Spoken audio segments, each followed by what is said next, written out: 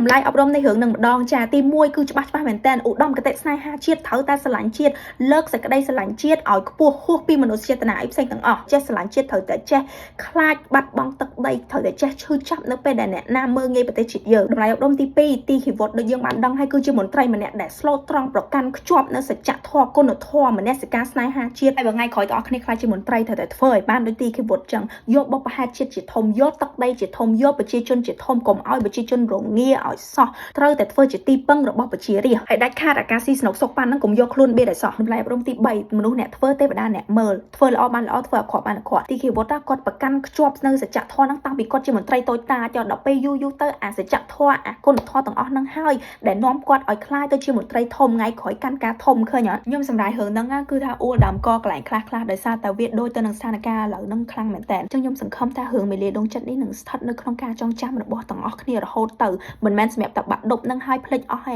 ប៉ុន្តែចងចាំរហូតទៅព្រោះអីវាជារឿងដែលឆ្លុះបញ្ចាំងពីសង្គមពិតហើយកុំភ្លេចប្រាប់តកូនតចៅផងថារឿងនេះបានឆ្លុះបញ្ចាំងពីតថភាពពិតទំនាក់ទំនងពិតរវាងសៀមហើយនិងខ្មែរតើគេឆ្លៀនពៀនយើងប៉ុណ្ណាគេធ្វើបាបយើងប៉ុណ្ណាគេមួលបង្កាច់យើងប៉ុណ្ណាហើយទៅថ្ងៃក្រោយទៅប្រទេសយើងរីកចម្រើនមិនក៏ដោយដាច់ខាតកុំឈប់ធ្វើជាទីជីវិតឲ្យសោះចាតែប៉ុណ្្នឹងទេអរគុណដែលបានស្ដាប់អរគុណច្រើន